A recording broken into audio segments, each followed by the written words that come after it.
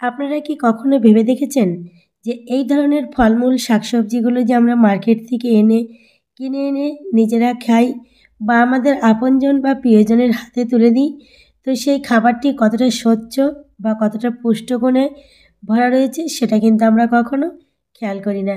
এই ধরনের খাবার কিন্তু মার্কেটে এখন সমানেই বিষ জাতীয় বা কোনো কীটনাশক যুক্ত খাবারগুলোই কিন্তু মার্কেটে বেশি বিক্রি হচ্ছে। আর আমরা কিন্তু সুলভ মূল্যে সেই খাবারগুলো নিয়ে এসে সবার সঙ্গে ভাগাভাগি করে খেয়ে যাচ্ছি। তো এই খাবারগুলো কিন্তু খাওয়াটা আমাদের একদমই উচিত নয়। তো আমরা যদি চাই তাহলে কিন্তু এই খাবারগুলো নিজেরাই বাড়িতে তৈরি করে খেতে পারি। খুব অনায়াসেই এবং জৈবভাবে পরিচর্যা করেই কিন্তু এই ধরনের থালাভর্তি, গামলাভর্তি ফলমূল কিন্তু আমরা চাষ করতে পারি। তার জন্য আমাদেরকে কি করতে হবে? প্রথমেই দুটো একটি চারা আমাদেরকে সংগ্রহ করতে হবে। দেখুন, আমি আমার ছাদ বাগানে কতগুলো ড্রাগন ফলের চারা তৈরি করেছি। তেমনি কিন্তু আমার একটি বড় গাছও রয়েছে।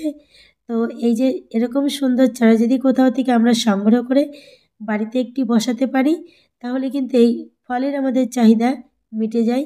যেমন ধরুন, আমার এই সমস্ত ফলগুলো কিন্তু আমি নিজেই বাড়িতে চাষ করেছি।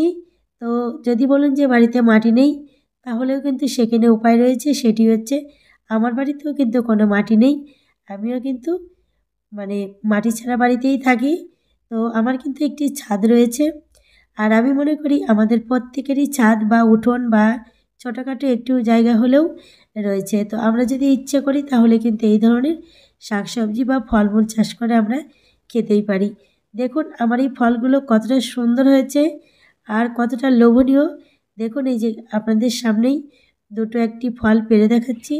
আর বাদবাকি ফলগুলো কিন্তু আমি থালা ভর্তি করে পেড়ে নিয়েছি। দেখুন কত অনায়াসেই গাছ ভর্তি আমার এরকম সুন্দর সুন্দর ফল হয়েছে। এগুলো কিন্তু শুধুমাত্র বাড়িতে থাকা যে জৈব খাবার, আমার রান্নাঘরে শাকসবজি, ফলমূলের খোসা এবং চাল ধোয়া, ডাল ধোয়া, সয়াবিন ধোয়া যে জলগুলো রয়েছে, সেই জলগুলো দিয়েই কিন্তু আমি এই গাছগুলো পরিচর্যা করি। আর তাতেই কিন্তু এত পরিমাণে ফল পেয়ে গেছি। তো দেখতেই পারছেন। তো আমাদের যেটা করা উচিত সেটা হচ্ছে সবাইকে বাড়িতে কিন্তু বর্তমান এই ফলমূলগুলোকে চাষ করতে ধরতে হবে। কারণ মার্কেটে যেমন রয়েছে দাম, আর তেমন কিন্তু রয়েছে অভাব বা পুষ্টিগুণের অভাব। তো সেই জন্য কিন্তু আমাদের সবসময় সচেতন হতে হবে। নিজে থেকে যতটা পারা যাবে নিজেই শাকসবজি, ফলমূল চাষ করে খেতে হবে। তো আমার ছাদ বাগানে শুধু ফল নয়, আরও কিন্তু বিভিন্ন ধরনের ফুল, শাকসবজি সেগুলোও রয়েছে। আর বিভিন্ন ধরনের আরও ফলও রয়েছে।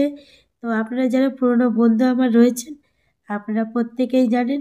আর যে সমস্ত নতুন বন্ধুরা আমার আজকের এই ভিডিওটি দেখছেন, আপনারা একটু সময় করে দেখে নেবেন যে আমার চ্যানেলে বা পেজে কত ধরনের ফলমূল, শাকসবজি আমি চাষ করি। খুবই কিন্তু অনায়াসেই এবং আমি নিজেই চাষ করি। আমার কিন্তু সেরকম একটি খাটনিও হয় না। তাই বন্ধুরা আমি আপনাদেরকে বলবো যে আমরা প্রত্যেকেই চলুন একটি দুটো করে গাছ রোপণ করি। আর সেখান থেকে এরকম সুন্দর সুন্দর ফলমূলগুলো খাই।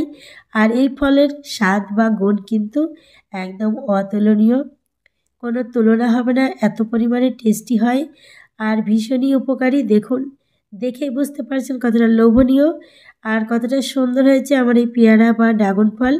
আরও বিভিন্ন ধরনের ফল রয়েছে, সেগুলো যখন হারভেস্ট করব অবশ্যই আপনাদের সঙ্গে শেয়ার করব। তো আপনাদের আমার এই এখনকার ফলগুলো কেমন লাগছে সেগুলো অবশ্যই কমেন্ট করে জানাবেন। আর এই যে পেয়ারাটি এখন দেখতে পেলেন, এটি হচ্ছে প্রচণ্ড রোদের তাপ। সেই রোদের তাপে কিন্তু আমার এই পেয়ারাটি একটুখানি পুড়ে গেছে। তো কেটে বাদ দিয়ে দিলে কিন্তু পেয়ারাটি আমার যেমন তেমনই থেকে যাবে, কোনো অসুবিধা হবে না। তো দেখুন কতগুলো ফল হয়েছে একই দিনে। আর আমার এই ড্রাগন ফলের গাছ কিন্তু প্রায় 1.5 থেকে 2 বছর। তারই মধ্যে কিন্তু গাছে আমার এত পরিমাণে ফল হয়েছে। তো আপনাদের কেমন লাগলো ভিডিওটি অবশ্যই কমেন্টের মাধ্যমে জানাবেন। সবাই ভালো থাকবেন। ধন্যবাদ।